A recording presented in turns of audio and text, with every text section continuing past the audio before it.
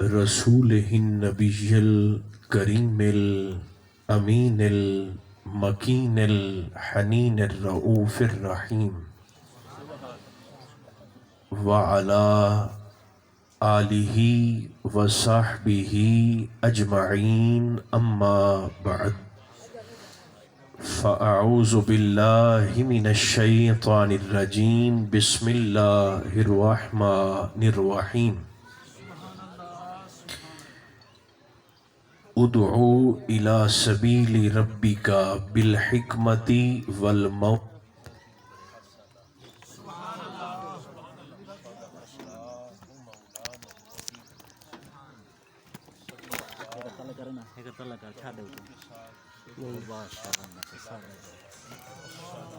والسلام عليك يا رسول الله الصلاة والسلام عليك يا حبيب الله وعلى آلك وأصحابك سيدي يا شفيع المذنبين.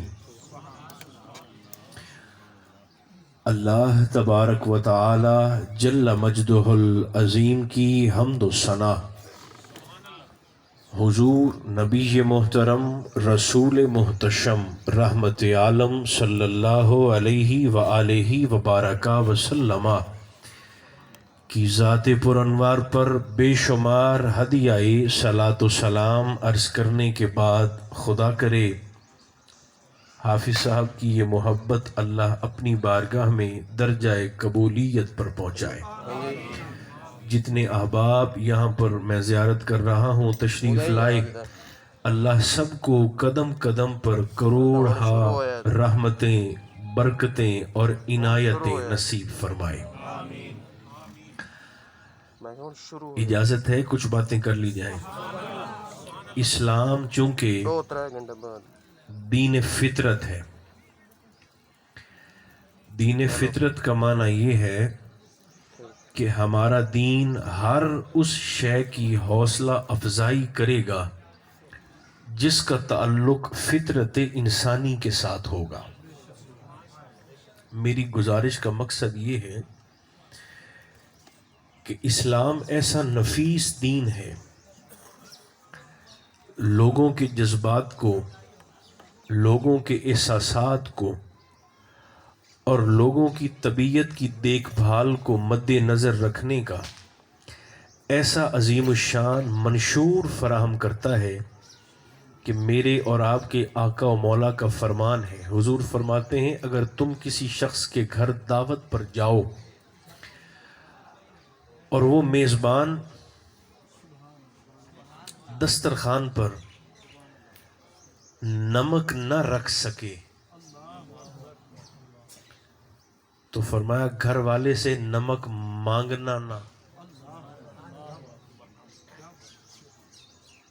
سرکار نے حکمت تو اور بیان کی مگر اس میں بہت ساری حکمتیں.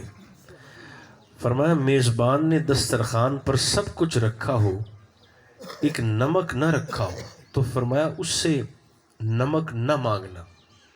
حضور کیوں؟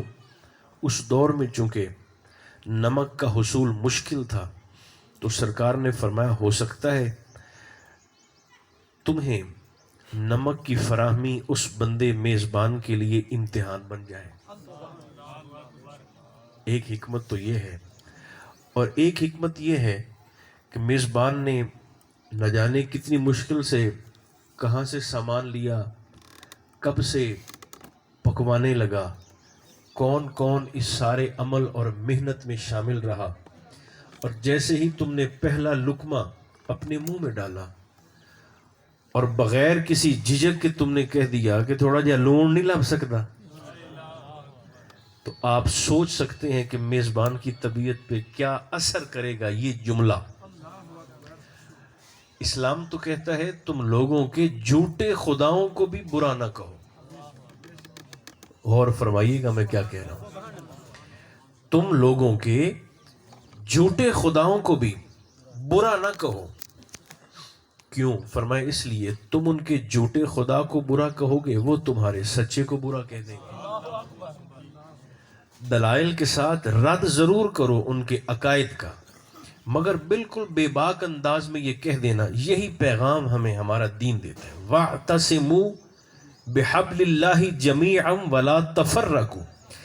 اللہ فرماتا ہے اللہ کی رسی کو مضبوطی سے تھامے رکھو، وَلَا تَفَرَّقُوا، اور آپس میں ٹکڑے ٹکڑے نہ ہو جاؤ، نظریات میں بٹ نہ جاؤ، برادریوں میں تقسیم نہ ہو جاؤ، سوچ اور فکر کے داروں میں مختلف نہ ہو جاؤ۔ مجھے بڑی تکلیف ہوتی ہے اس شخص پر کہ بظاہر بیٹھا تو سرکار کے ذکر میلاد میں ہے، کندھے کے ساتھ کندھا اس کا سانجا ہے، مگر دلوں کا فاصلہ ناپیں تو ہزاروں میل کی مسافت نکلے گی۔ میں ذاتی طور پر کیسے مان لوں کہ اس بندے پر حضور کے ذکر میلاد کا اثر ہوا ہے؟ دیکھیں نا، 50 سال گزر جاتے ہیں، 40 سال گزر جاتے ہیں ہمیں سرکار کا ذکر کرتے کرتے اور سنتے سنتے۔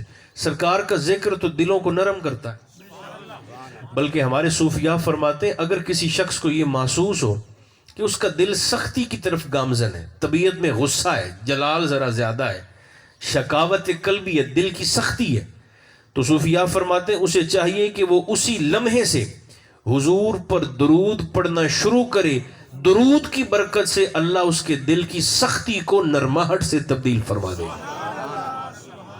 تو سرکار کا ذکر تو دلوں کو نرم کرتا ہے، مصطفیٰ پر درود و سلام تو طبیعت کو منور کرتا ہے، تو میں کیسے مانوں کہ اس بندے پر سرکار کے ذکر کا اثر روحانی طور پر ہوا ہے کہ جس کی طبیعت میں سختی جا ہی نہیں رہی، حالانکہ وہ 40 سال سے حضور کے ذکر میلاد میں آ کر سن رہا ہے۔ ایک بات میں نے عرض کرنی ہے، اس پر آپ غور فرمائیں گے، جو میرا جی چاہتا ہے میں آپ کو تھوڑی تفصیل کے ساتھ عرض کر دوں، آپ کا موڈ ہے نا سننے کا۔ وَاعْتَصِمُوا بِحَبْلِ اللَّهِ جَمِيعًا وَلَا تَفَرَّقُوا، اللہ فرماتا ہے اللہ کی رسی کو مضبوطی سے تھامے رکھو۔ آپ نے کوئی رسی ایسی نہیں دیکھی ہوگی جس کا صرف ایک سرا ہو، بولیے، کوئی رسی ایسی ہے جس کا صرف ایک ہی سرا ہو؟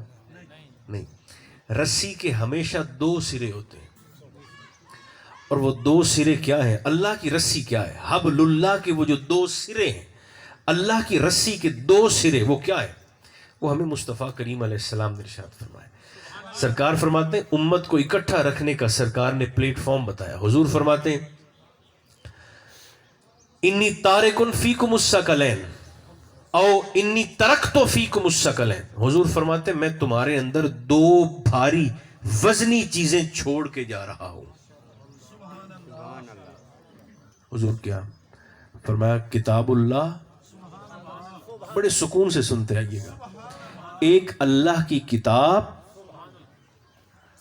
اور دوسرا اطرت اہل البیت، مجھ مصطفیٰ کا خاندان۔ ایک اللہ کا قرآن، دوسرا مصطفیٰ کا خاندان۔ یہ دونوں وہ چیزیں ہیں جو مصطفیٰ کریم علیہ السلام کی امت کو جوڑنے میں سب سے زیادہ مجرب ہے۔ ان دونوں میں عظمت تو ہے ہی، عظمت قرآن بھی مسلم، عظمت اہل بیت بھی مسلم، مگر جو آپ میں کچھ پڑھے لکھے احباب بیٹھے ہیں وہ ذرا غور فرمائیں، عظمت تو ہے دونوں میں، مگر اس کے ساتھ ساتھ ان دونوں میں حکمت بھی اللہ نے کوٹ کوٹ کے بھری ہے۔ ایک بات میں سناؤں، آپ یقین جانیں جب سے میں نے پڑھی ہے عقل چکرا کے رہ جاتی ہے۔ سورہ نحل،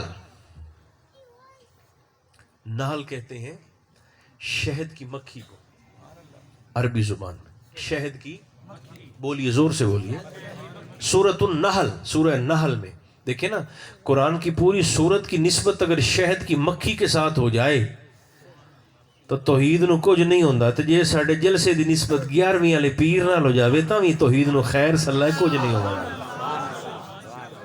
اچھا، شہد کی مکھی، اس سورہ نحل میں اللہ نے اس سورت کی آیت نمبر 68 اور 69، 68 اور 69، آیت نمبر 68 تے آیت نمبر 69، ان دونوں آیات میں اللہ نے شہد کی مکھی کا بھی ذکر کیا ہے اور شہد کی مکھی کی پروڈکشن کا ذکر بھی کیا ہے۔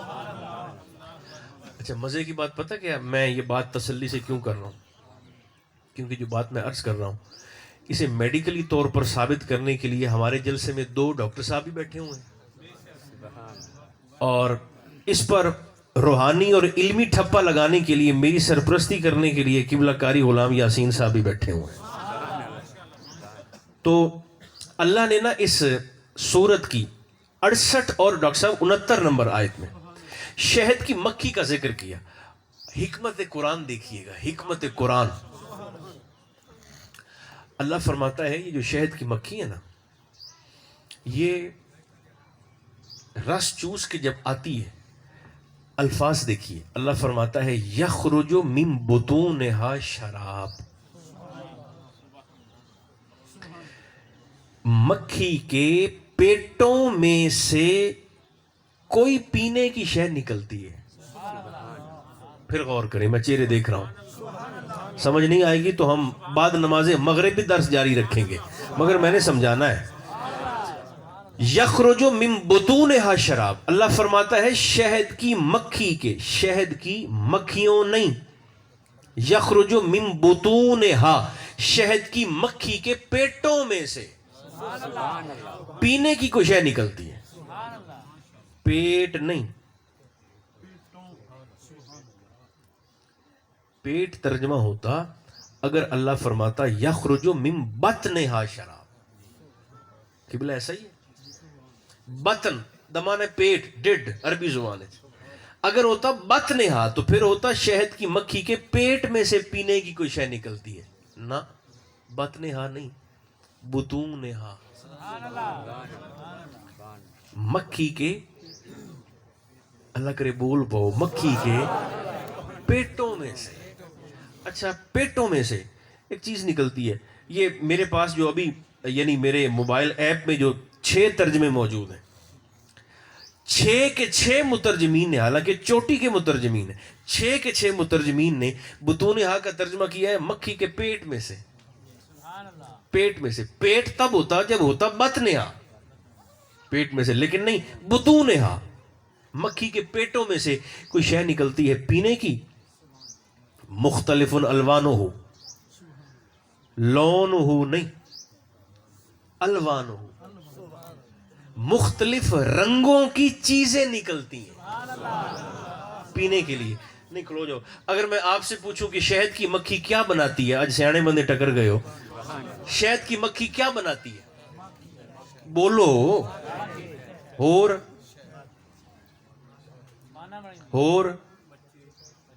او بھائی پیمن دی شے، پینے کی چیزیں بتائیں مجھے، شہد اور بس یہی پتا ہے نا۔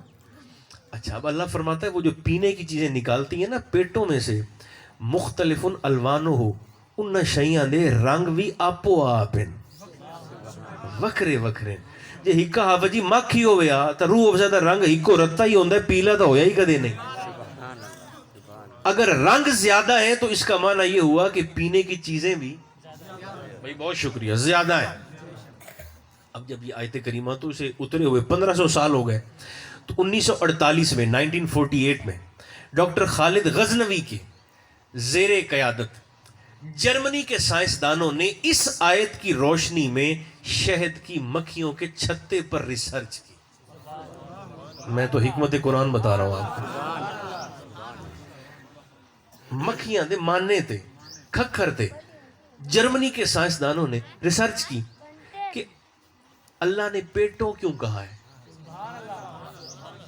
مکھی ایک ہے تو اتنے پیٹوں کا معنی کیا ہوا؟ اب آپ کا دماغ چکرا جائے گا جیسا میرا پڑھ کے چکرا گیا۔ وہ سائنسدان اس نتیجے پر پہنچے کہ شہد کی مکھی کا، حافظ صاحب کی بلا، ایک پیٹ نہیں ہوتا، 11 پیٹ ہوتے ہیں۔ کتنے؟ تو ڈاکٹر صاحب اے مینوں نہیں پتا بھی اس 11 کیوں بنائے ہیں، ہوتے 11 ہیں، یعنی 11 پروڈکشن چیمبر اس مکھی کے پیٹ میں لگے ہوئے ہیں۔ لوگ حیران ہوتے ہیں کہ شہد کی مکھی جس کا سائز آدھے انچ کا ہوتا ہے، اس کے 11 پیٹ کیسے؟ تو میں نے کہا بالکل ایسے، جیڑا رب کیڑی دے وچ، جیڑی مکھی تو بھی چھوٹی ہے، جو چیونٹی میں پھیپھڑے بھی ڈال سکتا ہے، گردے بھی ڈال سکتا ہے، دل بھی ڈال سکتا ہے، معدہ بھی ڈال سکتا ہے، خون بھی ڈال سکتا ہے، نظام تولید کا سلسلہ بھی ڈال سکتا ہے، پوری مشینری اس نے چیونٹی کے اندر بھی فٹ کر دی ہے، ہاتھی کے اندر بھی فٹ کر دی ہے۔ خالق تو وہ ہے۔ اچھا اب ذرا سنیں، اس مکھی کے کتنے پیٹ ہوتے ہیں؟ زور سے بولیے۔ 11 چیمبر، جس میں سے 5 مختلف طرح کے مشروب وہ بناتی ہے پینے کی چیز۔ ایک تو شہد جو ہم سارا جہان جانتا ہے، ایک اور چیز ہے اسے کہتے ہیں رائل جیلی، شاہی مشروب۔ جو شہد کی مکھیاں نا، ورکر بیز، ورکر مکھیاں جڑیاں جاندیاں رس چوستے ہم تے مکھی بڑی دیاں، وہ ساری شہد کھاتی ہیں۔ ان مکھیوں کی جو ملکہ ہے، کوئین بی، امیر النحل، یاسوب، مکھیاں دا نمبردار، وہ شہد نہیں کھاتی۔ اس کے لیے وہ ساری مکھیاں الگ سے ایک مشروب بناتی ہیں سفید رنگ کا، جسے کہتے ہیں رائل جیلی۔ کیا کہتے ہیں؟ اور یہ ڈاکٹر صاحب شہد سے 4 گنا زیادہ طاقتور ہوتا ہے۔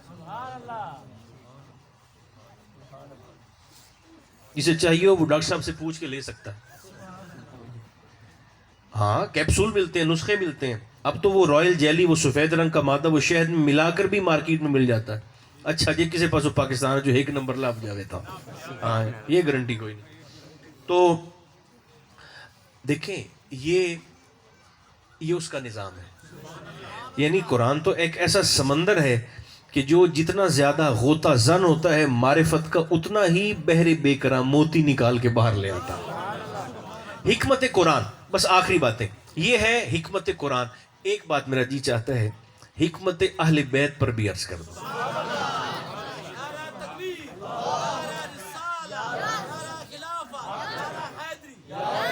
یہ پچھلے مہینے کی 15 رمضان شریف، رمضان کی 15 کو امام حسن کی ولادت کا دن تھا۔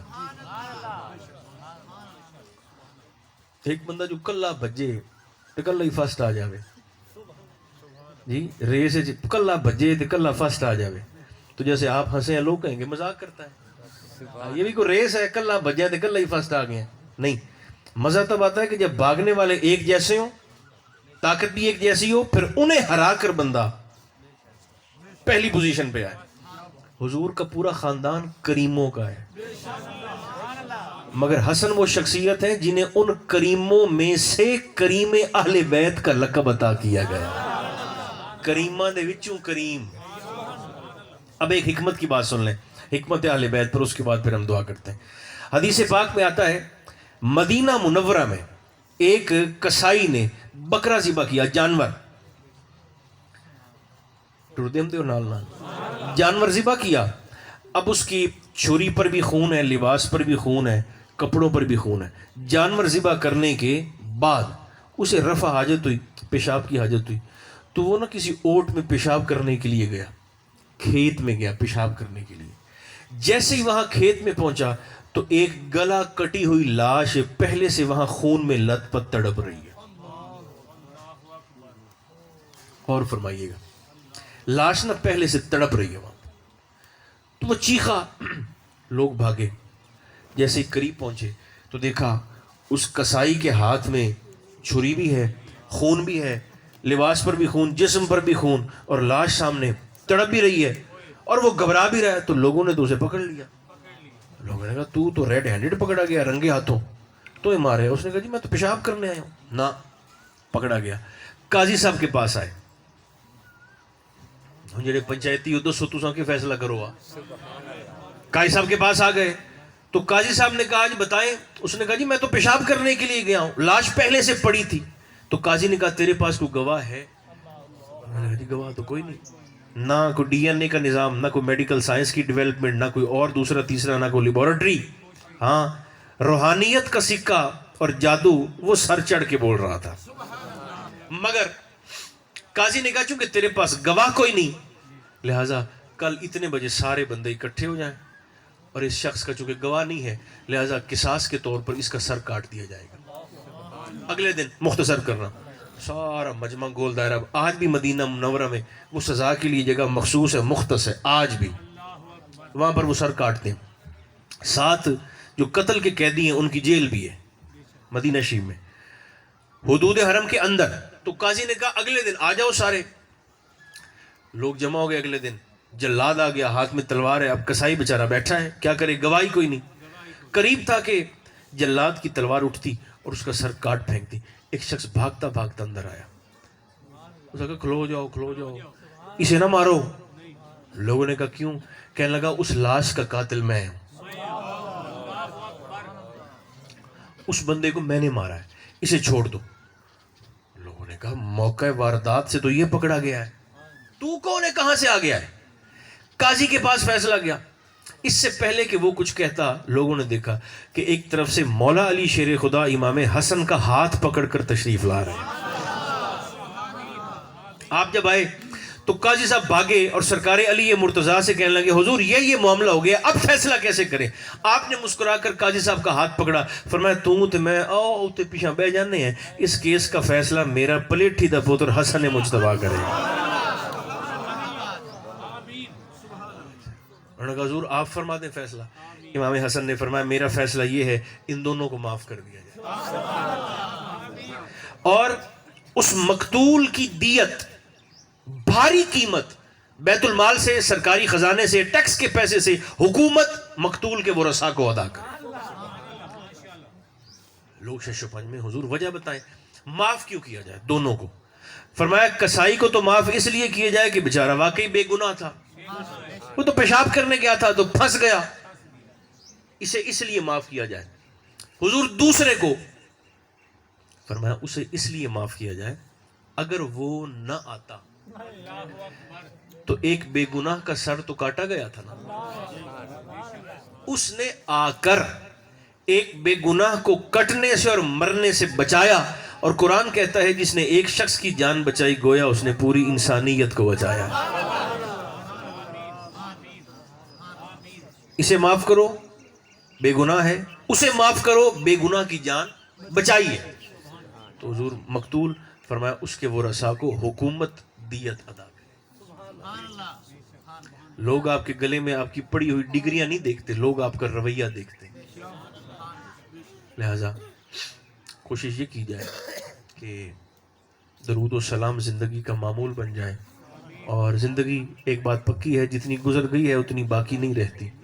اللہ مجھے اور آپ کو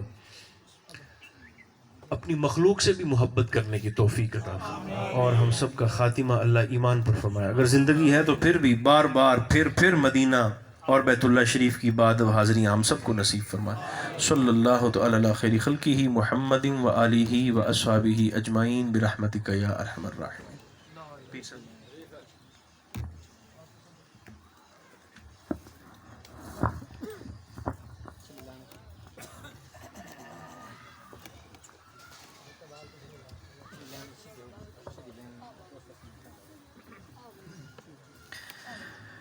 اعوذ باللہ من الشیطان الرجیم بسم اللہ الرحمن الرحیم. لقد جاءکم رسول من انفسکم عزیز علیہ ما عنتم حریص علیکم بالمؤمنین رؤوف الرحیم. فإن تولوا فقل حسبی اللہ لا الہ الا هو علیہ توکلت وهو رب العرش العظیم. بسم اللہ الرحمن الرحیم. قل هو اللہ احد اللہ الصمد لم یلد ولم یولد ولم یکن له کفوا احد. بسم اللہ الرحمن الرحیم. قل هو اللہ احد اللہ الصمد لم یلد ولم یولد ولم یکن له کفوا احد. بسم اللہ الرحمن الرحیم. قل هو اللہ احد اللہ الصمد لم یلد ولم یولد ولم یکن له کفوا احد. بسم اللہ الرحمن الرحیم. قل اعوذ برب الفلق من شر ما خلق ومن شر غاسق اذا وقب ومن شر النفاثات في العقد ومن شر حاسد اذا حسد. بسم اللہ الرحمن الرحیم. قل اعوذ برب الناس ملک الناس الہ الناس من شر الوسواس الخناس الذی یوسوس فی صدور الناس من الجنۃ والناس. اللہ اکبر۔ بسم اللہ الرحمن الرحیم، الحمد للہ رب العالمین، الرحمن الرحیم، مالک یوم الدین، ایاک نعبد و ایاک نستعین، اہدنا الصراط المستقیم، صراط الذین انعمت علیہم غیر المغضوب علیہم ولا الضالین۔ بسم اللہ الرحمن الرحیم، الف لام میم، ذالک الکتاب لا ریب فیہ ھدی للمتقین الذین یؤمنون بالغیب ویقیمون الصلاۃ ومما رزقناہم ینفقون والذین یؤمنون بما انزل الیک وما انزل من قبلک وبالآخرۃ ھم یوقنون اولئک علی ھدی من ربہم واولئک ھم المفلحون وإلہکم الہ واحد لا الہ الا هو الرحمن الرحیم ان رحمت اللہ قریب من المحسنین دعواہم فیہا سبحانک اللہم وتحیتہم فیہا سلام وآخر دعواہم ان الحمد للہ رب العالمین وما ارسلناک الا رحمتا للعالمین ما کان محمد ابا احد من رجالکم ولکن رسول اللہ وخاتم النبیین وکان اللہ بکل شیء علیما ان اللہ وملائکتہ یصلون علی النبی یا ایہا الذین آمنوا صلوا علیہ وسلموا تسلیما اللہم صلی علی سیدنا محمد وعلی آل سیدنا محمد وبارک وسلم وصلی علیہ الصلاة والسلام علیک یا سیدی یا رسول اللہ وعلی آلک واصحابک یا سیدی یا حبیب اللہ سبحان ربک رب العزت عما یصفون وسلام علی المرسلین والحمد للہ رب العالمین اللہ اکبر لا الہ الا اللہ واللہ اکبر وللہ الحمد۔